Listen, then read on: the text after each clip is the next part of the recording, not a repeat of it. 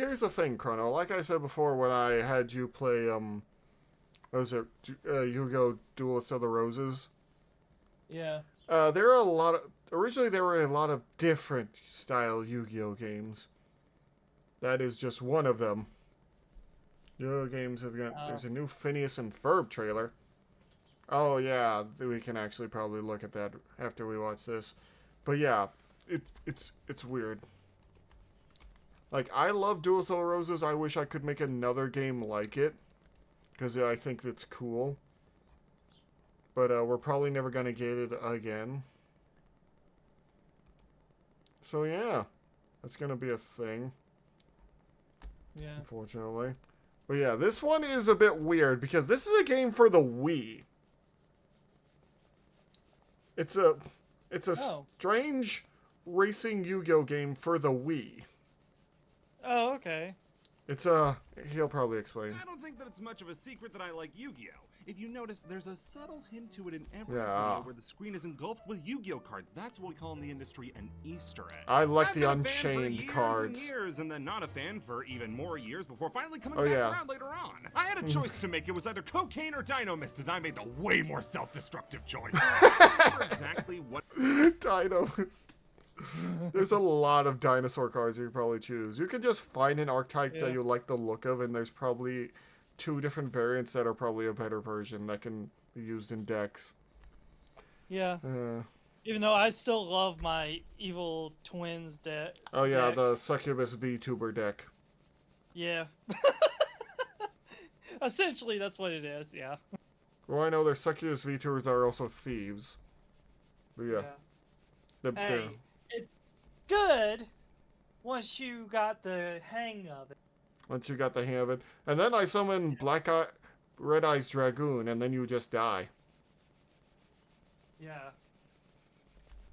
Yeah. Or I summon Blackluster Soldier, and you surrender automatically. That drew me in at first, or what was my entry point into the series. I know because you know you can't beat Red Eyes or Blackluster Soldier. Is a little hazy. The first episode I remember watching was Joey versus Esperoba, and from there I was hooked. I would beg my parents. What? Actually, I think I watched the very first episode where he dueled Kaiba, and then I was kind of hooked into it. Because I remember all the episodes. Goodbye, Exodia! Yeah. Oh, dear God. Yeah. That's a thing. Parents for cards. I'd watch episodes of Duel Monsters and GX all the time on demand. Build decks and play with my brother, who would always help me build my decks, and then use Cloak and Dagger to snipe my best card because he's a lovely fellow who helps me with my videos. Thank you, Patrick. I was constantly getting in trouble for bringing cards to school. Yeah, we would get in trouble for bringing cards to school. It was stupid. I was a bad motherfucker. Whatever. It got to the point that eventually it was very stupid that we got in trouble for bringing cards because what we would do would either trade or just play on the playground. They were like, "Oh, you can't have those cards here." And everyone would think, why not? They never gave us an actual reason. I think they were just annoyed that we liked the cards more than we liked the teachers. Can you confirm as well? Yeah, I will admit, there was this one time that I dueled a kid who has too much of a high horse. I cheated to all high hell, but he didn't know that. I just summoned Exodia, turn 1. I'll freely admit that I cheated. I don't care. Actually, my mom would take me and my brother to a local card shop to play against actual adults who shockingly had their strategies together. This was around actual adults. As I was trying to build a Crystal Beast deck, one that a fully grown man tried to take from me in exchange for a Red Eyes Black Metal Dragon. Not even Darkness Metal Dragon, and he didn't even give me Metal Morph or Red Eyes. Luckily, my brother talked me out of the trade in a move that I resented him for years until realizing he was just saving my hide. Hey, if that piece of garbage who tried to make that trade is listening, I hope you're balding. Eventually, that shop closed down like it deserved, and we went to a new one around the middle of the Synchro era. Nice. I upgraded my Mishmash Dark Monster deck to an almost coherent zombie deck, and with the fact that I was playing against other kids and not adults, I had a lot more luck. That's not to say I was free from problems like beating an adult who then rule-sharked me to the owner for not sleeving my cards to look tough in front of his girlfriend to get a copy of Formula Synchron, a super rare and valuable card, to which some pervert convinced me to trade it for a copy of Belgrand Dragon and Dragonic Knight. Nice job, dirtbag, you fleeced a kid. From there, I hate scalpers more than anything nowadays. These crazy scalpers that just try to buy all the Pokemon cards, especially Pokemon. What is wrong with you? Yeah. Do you just... like try to make us, because the cards don't go for that much. They go for like $10 more. It's yeah. But one day we're just gonna do a video where I talk about how much I hate scalpers. And how everyone agrees we should just get rid of scalpers and make it illegal. Yeah. One of these days, we will. We should just, like, it's legal now to punch a scalper in the dick. Like, if you know a scalper, you are legally allowed to kick him in the dick. It is a legal right. Rolled in you should and make I just it illegal right. dropped out. I don't know what it was, probably the fact that middle school beats all of your interests out of you so badly, but I just dropped it cold turkey. My brother would occasionally try to get me back into the game. I would play. He would fusion summon 3 times in one turn with Gem Knights. I would slowly follow. It wasn't until high school that me and some friends talked about Yu-Gi-Oh! That I got back into it, eventually building decks that's what happened with me too. Lying around and bringing them into class so we could play with them at lunchtime. There was one kid named Brandon who got real cocky I didn't get and back tried to challenge into me and my agent's deck, and I cold clocked him in 3 turns. Take that, loser! After I well was then. done with high school and moved to college, the crippling loneliness and anxiety convinced me to collect paper Yu-Gi-Oh! Again, and I started dropping real money on real cards. I made Boojins, Neospatians, and FAs around this time. I've gathered some more cards, but girls laughing at my deck, it was still an absolute blast to get back into collecting. Now most of my dueling takes place in Master Duel, perpetual stealer of my time that I could be spending playing Chicken Little games. As you can see, my experience with Yu-Gi-Oh! Has pretty much followed the same course as my life. Start out young, starry-eyed, and plucky, be beaten into submission by the public school system, slowly work my way back into publicly enjoying things, and now... whatever this is. That isn't to ignore the impact of Yu-Gi-Oh! Video games either. Yeah, there's been a lot. I played the heck out of Yu-Gi-Oh! Games when no one else wanted to play with me. I played a lot of Yu-Gi-Oh! Games. There was Duel Academy on the Game Boy Advance, which I don't remember Duel being Academy. enrolled in a school for a game whose most complex combo was Summon Gemini Elf. World Championship 2011 made an goodness story mode based around the events of the anime and crystallized one of my favorite formats in the game. And Falsebound Kingdom and Duelist of the Roses. Yeah, Falsebound Kingdom is one we also need to try. Are the most bullshit, a tough, archaic and boring strategy games I've ever played. No, slow down, guys! I can't keep up. However, in an attempt to branch out like this was Duelist weird. of the Roses and Falsebound Kingdom, Yu-Gi-Oh! Would try something they'd never done before. It wasn't a strategy game or a board game. It certainly wasn't a simulation of the card game. No, Yu-Gi-Oh! Would attempt a kart racer. Yep. Oh yeah, he's doing all the synchros, like synchrons, Steam Synchron, Junk Synchron. Like, these are all Yusei's deck, where more like the Synchrons, where junk creatures that are made to go fast. And also Stardust Dragon. So the Synchrons were introduced in 5D's, right? Yes. Okay. They've still been getting support since then, but yeah. Yeah. I played Duelist of the Roses. I never could. Yeah. I never could understand the Synchron stuff, honestly. You mainly just have to use the archetype. It's fine. Yeah. Where's the licky licky? Licky licky. No, no. There's quick draw Synchron. Ah, Junk Warrior, one of my favorites. Is the 3rd Yu-Gi-Oh! Series and is based around card games on motorcycles. If you're thinking card games on motorcycles, that sounds a little silly. So did everybody else in 2008. I didn't. And 2009. And 10 and 11 and 12. We've been hearing this joke for the past decade, please stop. Pretty much. Yu-Gi-Oh! 5D's began airing in April of 2008 and revolved around Synchro Summon. I mean, a mechanic that pushed hundreds of people out of the game as it required more brain power. Version of dueling was actually a pretty neat idea. I do like this version of dueling because when you lose, do you know what happens? You wreck. Pretty much. Yeah. I've seen a few episodes of 5Ds. I know about the whole premise of their dueling. Yusei's deck mostly relies on using low-level monsters to synchro summon into strong synchro monsters. Like, he uses low-level... like, his synchros are usually higher level, and his little monsters are usually lower level that either defend themselves to keep them on the field, or come back as soon as a tuner is on the field. Yeah. More than any Yu-Gi-Oh! Player was willing to put in. Yeah. Counting. The story follows Yusei, a duelist stuck in the Satellite, a slum outside of Neo Domino City. While Neo Domino is a burgeoning urban wonderland, the Satellite is a run-down, awful little place where it gets really serious. and the inhabitants fight to survive. Yusei is trying to get out of the satellite to get revenge on Jack, a strong man with a strong name, who stole Yusei's motorcycle and rocketed to superstardom. On his journey, he learns that he's one of a chosen few called Signers, who have a connection to an ancient crimson dragon, all held within his ace monster, Stardust Dragon. On his journey, not only does Yusei end up befriending Jack again, but the twins Leo and Luna, the psychic turned Red psycho Dragon turned Archfiend is such a benchwarmer bad Akiza, card. and Pack Fodder Meister Crow Hogan, but does Pack battle fodder. with resurrected Incan zombies, including his friend who murdered a cop and was beaten to death in jail, living Nazca lines who are woefully underwhelming, Yeah, the living Nazca lines, that's what those giant creatures are, the Dark Signers. They're literally the Nazca lines given form. It's like they're a giant piece sealed in the earth. That's why they're called the Earthbound Immortals. Oh, okay. Yeah. Robot assassin sent back from the future, his own heterosexuality, and a version of himself come back to kill him. Well, that's there not are some actually of you him. Who may believe that Zone is just some guy who got surgery to look like Yusei. Yeah?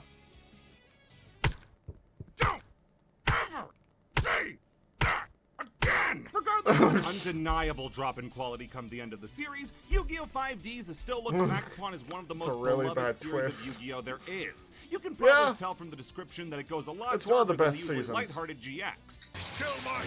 Inside! Yeah, totally lighthearted. Oh yeah, that guy dies halfway through the fight because his heart can't take the fight. He almost won, too. Give me your flashlight. Why? What's wrong? Oh yeah, Dr. Wrong is Banner's this corpse. mummy looks familiar. And is more in line with what some people liked about Duel Monsters. Add on to that duels with a lot of fun twists and turns, enough Akira bike slides to support my theory that anybody who puts them in a show gets a tax break, and Duel Monsters on D-Wheels solving one of the biggest problems Yu-Gi-Oh's always had, with, watching two people playing a game while standing say, perfectly still is boring. Yeah, and you you have a say recipe for Jaden success. and Yugi. It was that motorcycle riding, however, that got the wheels turning on a brand new game idea. Out popped Yu-Gi-Oh! 5D's Wheelie Breakers. I mean, if they were ever going to pull the trigger on a game like this, now was the time. 5D's had racing built into its bone marrow. Pretty much. However, the timing of this game's release does raise some concern. It was released on the same day as World Championship 2009, Stardust Accelerator. These two idiots were released on March 26, 2009. So the game was released after Season 1 ended and well into Season 2, which means that at the very least it will cover all of Season 1. What's the issue? Nothing happens in Season 1. Oh, Shows yeah. pick up till Season 2 when the Darksiders show up. Season 1 is just the Fortune Cup and the duel between It's just Jack and where Yusei. they're learning that means stuff. That they had to stretch, and I They're mean learning everything that's going stretch on. for any amount of content to fill this game with. You'll see what I mean later on, but for now, let's just get the game started right. First thing you get is a fairly snazzy-looking opening showing off some of the cool-looking monster models for the game, like Stardust Dragon, Red Dragon Archfiend, Black Rose Dragon, but also showing off just how hard we had to scrape the bottom of that barrel. We have Hunter One thing I Pace, will say Bolt about Tanner, old Gil, Yu-Gi-Oh games, Ransborg. the monster models in every single one of them has always looked really, really good. Yeah, like look at this. This is Armed Knight level 7. He looks really cool to me. I usually like level cards though, so that's just me. Who, if you asked me who I he think was they before should this, I would just say, back, like the little models and stuff. He was a single duelist in one deck against Akiza. Oh wow. Hey Corn, how I you think- been? I think for another Yu-Gi-Oh game, or an update to Master Duelist or something, to where they have like little models of the monsters and have them animated to actually do battle with each other. That's kind of what the mascots are for, but yeah. Yeah, but I mean, like actually having the monsters on the duelist field and everything. Thanks for sad with that Corn. Sorry. It's just good to see you though. It's always good to see you. Hello. It's just a little hot here, but yeah, we're doing this.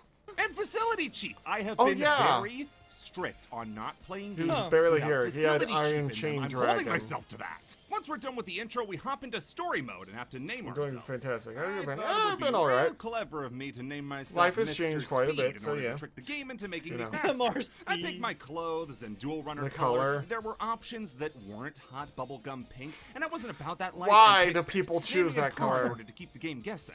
So our story begins with a big, beautiful wall of text telling us we're basically Lion King 1.5ing this. And don't you remember that as soon as Yusei left the satellite, you were right behind him? It's basically a retreading of the first season story, but swapping out Yusei for Mr. Speed and swapping out we're getting a Nobody bunch of new for people. Riley. All the cutscenes take place in this weird-looking cardboard cutout talking back and forth to each other style. I know it's pretty common for these sorts of games, but at the same time, I was hoping for just a little bit more. That's Riley. Not to mention not a single one of them is voiced except for one character that we'll get to, but other than that, they just take place in awkward silence with the same sort of futuristic backing track over all of them. We get word that someone's willing to trade bike parts for a virtual terminal, which we'll need if we want to enter the Fortune Cup and, I don't know, stop being poor. He tries to stiff us and we have to race him to get the pieces back. I'm a little worried since he sits on his bike a lot cooler than we do, and I just sort of look forward with deadly murderous intent. Oh yeah, that's how I liked my jacket. I think I got it from around here during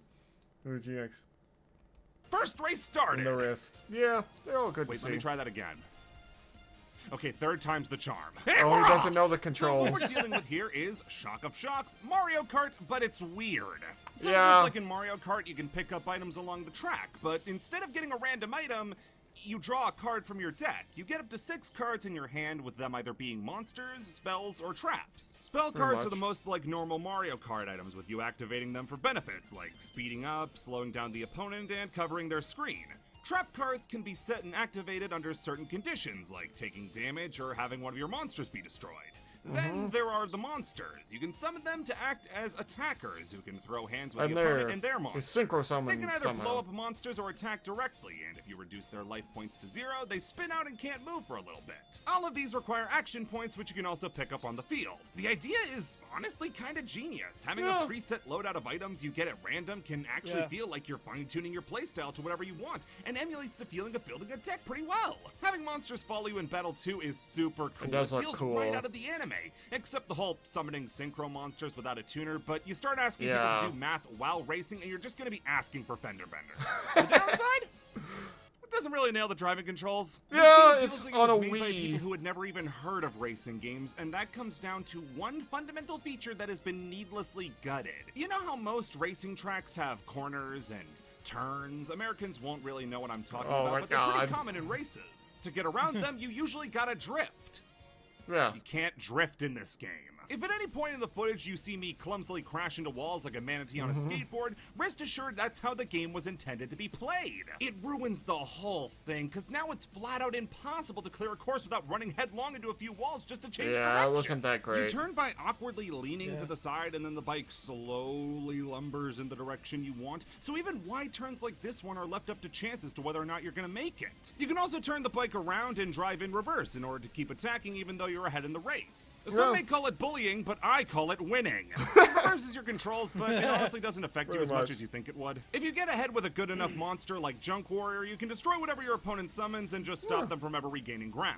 On the flip side, your opponent can just as easily do that to you. This game's a real feast or famine. You're either completely uncontested in front or eating garbage in dead last. The track design itself is at least competent. It goes through a lot of neat areas, like a destroyed subway, round a dilapidated highway. It gets the feeling of driving through Chicago down pat. So we beat the hoodlum and get our pieces back, meaning we gain access to the virtual arena and train to get into the Fortune Cup. For our first duel, we're up against Leo. And to beat him, we're gonna have to tune up our bike. You can use cards in your deck to act as enhancements for your bike. So a card like Junk Warrior ups your top speed, Sonic Chick improves defense, stuff like that. You can also buy new cards like Skull Conductor, but I'm not exactly in the price range for that one. So you go out for your race with Leo, and you quickly learn a hard fact of life.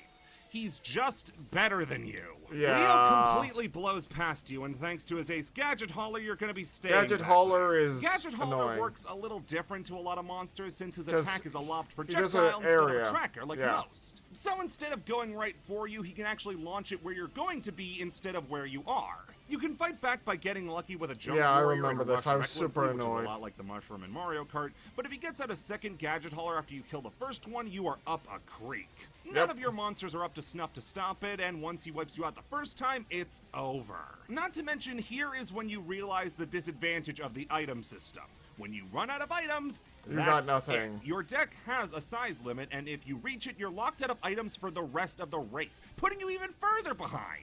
the only way you're winning is by getting lucky and saving your boost cards for the end of the race. However, Leo's looking pretty guilty when he picks a track like this. It's mostly fine except for the last turn, which will kill you more than he does. It's a full 90-degree turn after a short turn, meaning you're veering in the wrong direction and are gonna crash. It only takes a few tries to beat him, though, as we go on to the next race with Facility Chief.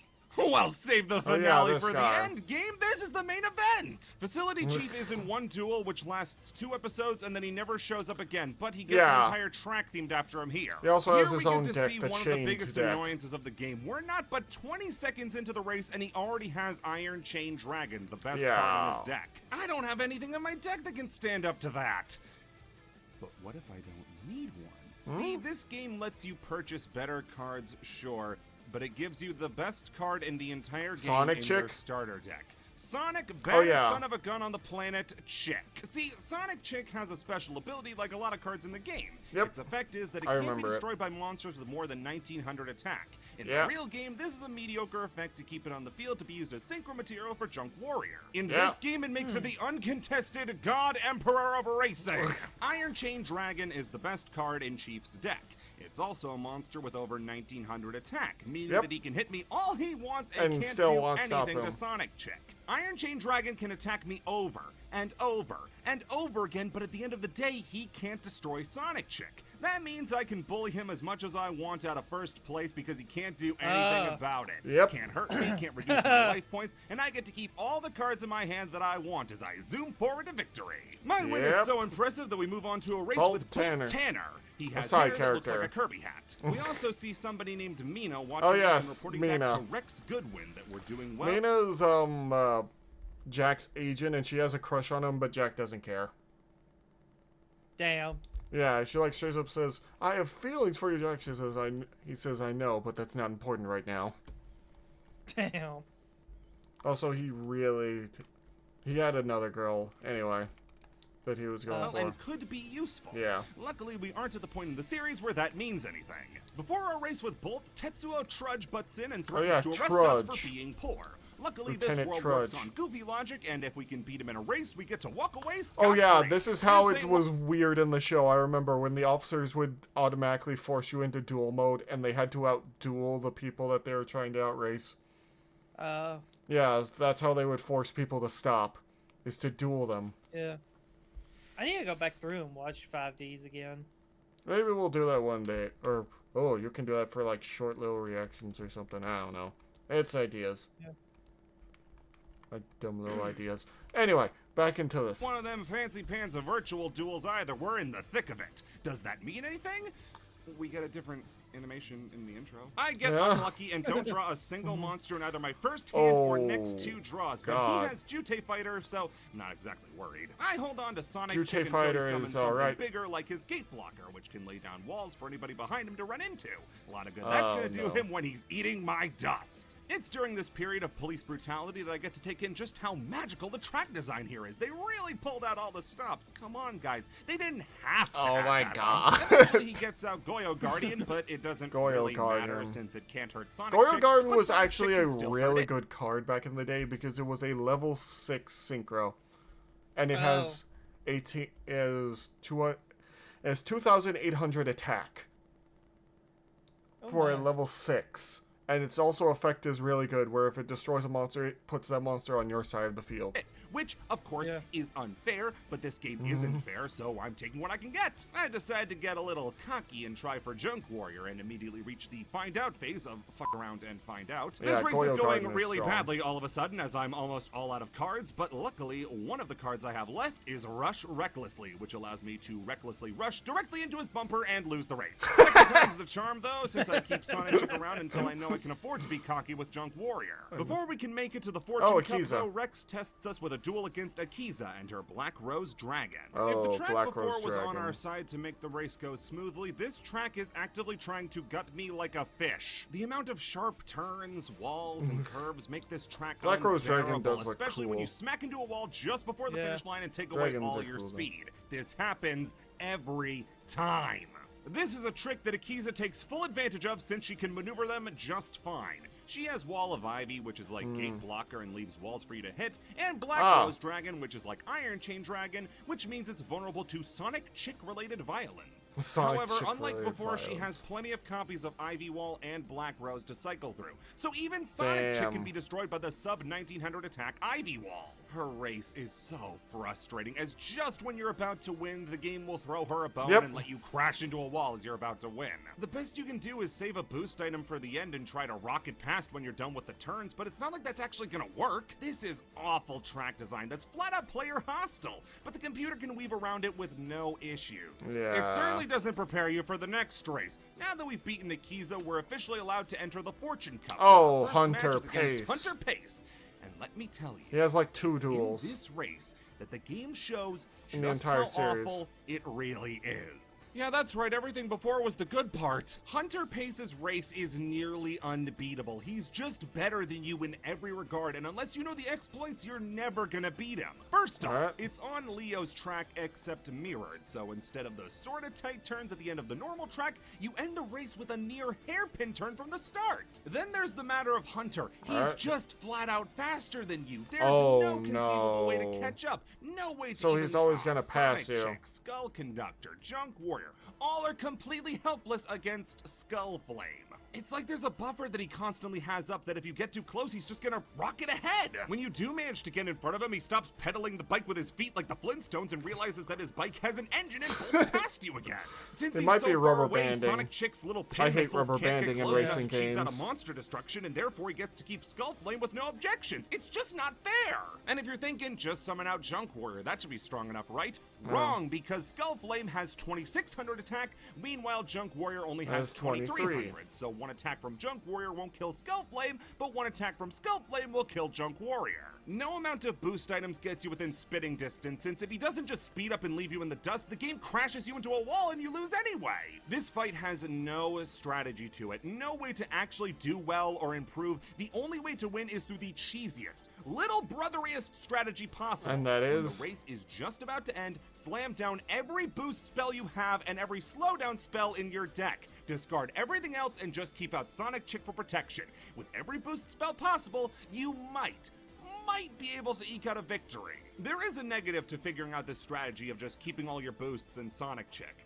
All challenge immediately leaves the game. You've basically beaten the final boss, and every other lap is just a victory lap since you've learned how to cheese the game just as hard as it cheesed you. The next duel is against Greiger on a highway with these turns, which you can imagine are just so much fun to deal with when you're about to win a race. He has a what giant makes Greiger duel. so fun is how his deck is disproportionately made up of burn cards. They sap your life points without ever needing to attack. Oh yeah. And Sonic Chick can't His protect cards you forever. are burn cards. Even worse is Every that time he you has use a cards certain that deal card, damage to your well, monsters they without burn. attacking, meaning he can kill Sonic Chick while He also keeping a strong summons monster oh, like he his summons flying fortress, Skyfire Flying on the Fortress. field. If you're Skyfire. lucky, he'll just blow all his Skyfire Flying Fortress. God damn it.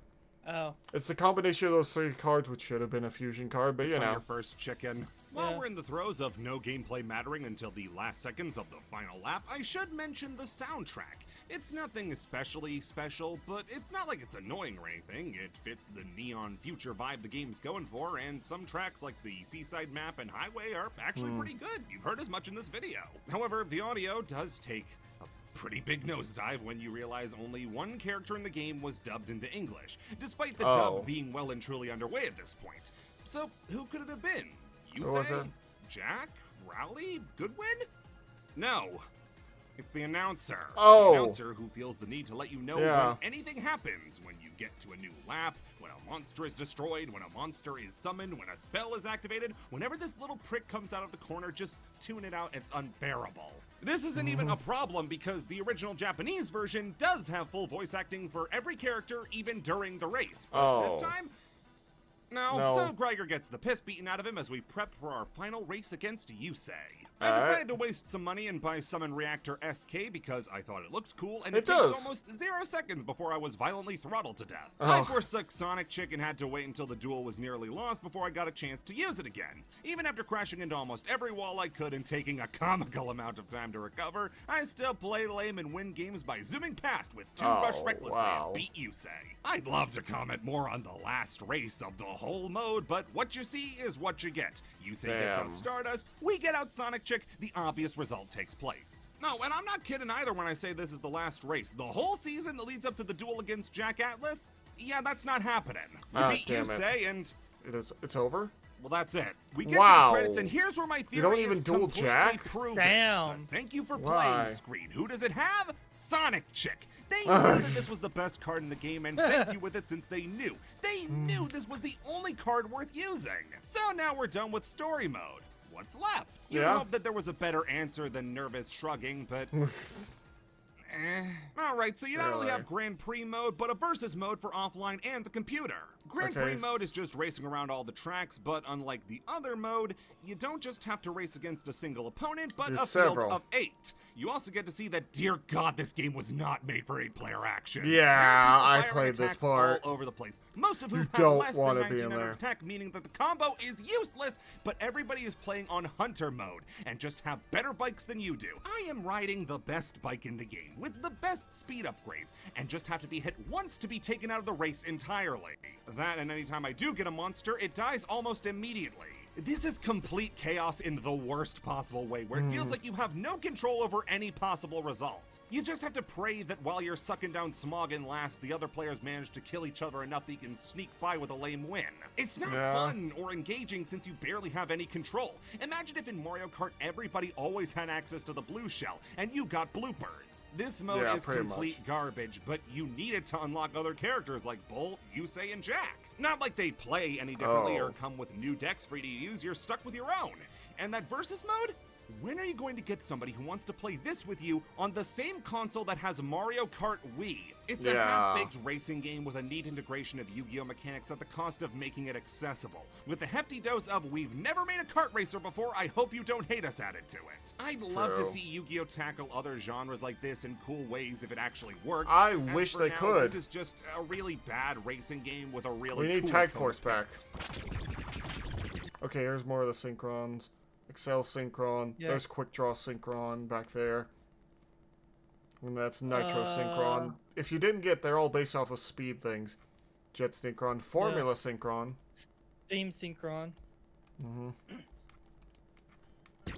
There's Satellite Can't tell what synchron. the- Instead I of couldn't putting the tell what old the one on the outro bottom- here, I'm just gonna shill for people I think are cool. Fine. Golden Nova is my boy and deserves all the success in the world. He shouted me out when he never needed to and let me onto his channel time after time. Aw. If you want info on any archetype, Zane is your man. Let me do the Metaphys video.